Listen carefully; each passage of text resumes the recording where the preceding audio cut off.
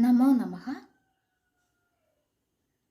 ഇന്ന് ശാർദൂല വിക്രീഡിതം എന്ന ഛന്ദസ്സിനെ കുറിച്ചിട്ടാണ് പഠിക്കുന്നത്. ആദ്യമായി അതിൻ്റെ ലക്ഷണം നോക്കാം. സൂര്യാശ്വൈർമസജസ്തദാ സഗുരവഃ ശാർദൂല വിക്രീഡിതം. മസജസ്തദാ സഗുരവഃ, ഇതാണ് ഈ ഛന്ദസ്സിൽ വരുന്ന ഗണങ്ങൾ. മസജസ്തദാ സഗുരവഃ, മഗണഃ, സഗണഃ, ജഗണഃ, വീണ്ടും സഗണഃ, രണ്ട് തഗണങ്ങൾ, പിന്നെ ഒരു ഗുരു. ഇങ്ങനെയാണ് ശാർദൂല വിക്രീഡിതത്തിൻ്റെ ഗണങ്ങൾ. ഈ വൃത്തത്തിൽ 19 അക്ഷരങ്ങൾ ഉണ്ടായിരിക്കും. 19 അക്ഷരങ്ങൾ ഉണ്ടായിരിക്കും. ഈ ഛന്ദസ്സിൻ്റെ ഉദാഹരണത്തിൽ ലക്ഷണസഹിതം നമുക്കൊന്ന് നോക്കാം.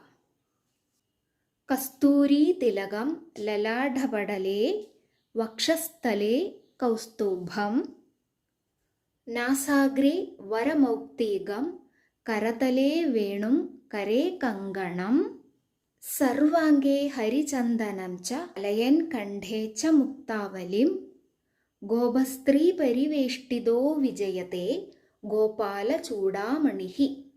ഈ 4 ലൈനുകളിൽ ഒന്നാമത്തെ ലൈനിൽ ഞാൻ ഈ ശാർദൂല വിക്രീഡിതത്തിൻ്റെ ഗുരു ലഘു അടയാളപ്പെടുത്തി വെച്ചിട്ടുണ്ട്. അവ നമുക്കൊന്ന് നോക്കാം. ആദ്യമായിട്ട് 19 വർണ്ണങ്ങൾ ഉണ്ടോ എന്ന് നമുക്കൊന്ന് എണ്ണി നോക്കാം. ഏകം ദ്വേ ത്രീണി ചത്വാരി പഞ്ച ഷഡ് സപ്ത അഷ്ട നവ ദശ ഏകാദശ ദ്വാദശ ത്രയോദശ ചതുർദശ പഞ്ചദശ ഷോഡശ സപ്തദശ അഷ്ടാദശ നവദശ. 19 വർണ്ണങ്ങൾ ഇവിടെയുണ്ട്.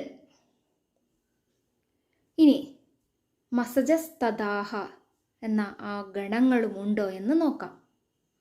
ക ഗുരു, കാരണം സംയുക്താക്ഷരമുണ്ട്. സ്തൂ ഗുരു, രീ ഗുരു, അപ്പോൾ സർവഗുരു മഗണം അല്ലേ. ഇനി തിലകം, തി ലഘു ല ലഘു കം ഗുരു, അന്ത്യഗുരു സഗണം. ലലാഢ, ലാ ലഘു ലാ ഗുരു ഢ ലഘു, മധ്യഗുരു ജഗണഃ. ഇനി പടലേ, പാ ലഘു ഡാ ലഘു ലേ ഗുരു, ദീർഘാക്ഷരം അല്ലേ. അപ്പോൾ അന്ത്യഗുരു വീണ്ടും സഗണം. അപ്പോൾ മസജസ, മസജസ് എന്ന് ആദ്യത്തെ 4 ഗണങ്ങൾ കറക്റ്റായി. ഇനി വാക്ഷാസ്ഥ, വ ഗുരു, കാരണം സംയുക്തമുണ്ട്. ക്ഷ, ക്ഷയിലെ ആ, അത് ലഘുവാണ്, പക്ഷെ അത് കഴിഞ്ഞിട്ട് വീണ്ടും സംയുക്തം വരുന്നത് കൊണ്ട് അവിടെയും ഗുരു. പിന്നെ സ്ഥ എന്നതിൽ ഹ്രസ്വ അകാരമായതുകൊണ്ട് ലഘു, അന്ത്യ ലഘു തഗണം. പിന്നെന്താ ലേ കൗ സ്തു, ലേ ദീർഘമാണ് ഗുരു, കൗ ദീർഘമാണ് ഗുരു. പിന്നെ സ്തു എന്നതിൽ ഹ്രസ്വ ഉകാരം ലഘു. അങ്ങനെ വീണ്ടും അന്ത്യലഘു തഗണം. പിന്നെ അവസാനം ഭം ആണ്. അത് ഗുരുവാണ്. അങ്ങനെ 6 ഗണങ്ങളും ഒരു ഗുരുവും കൂടി ചേർന്ന് 19 വർണ്ണങ്ങളായിട്ട് ശാർദൂല വിക്രീഡിതം ഛന്ദഃ ഇവിടെ നമ്മൾ തെളിയിച്ചിരിക്കുകയാണ് അല്ലേ?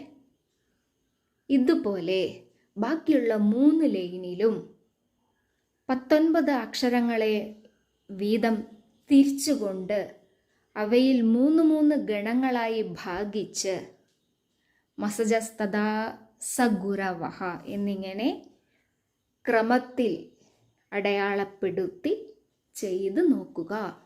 അടുത്ത ഒരു ഉദാഹരണം കൂടി. യം ബ്രഹ്മ വരുണേന്ദ്ര രുദ്രമരുതഃ സ്തുന്വന്തി ദിവ്യൈ സ്തവൈർവേദൈ സാംഗപദക്രമോപനിഷദൈർഗായന്തി യം സാമഗാഃ ധ്യാനാവസ്ഥിതഗതേന മനസാ പശ്യന്തി യം യോഗിനോ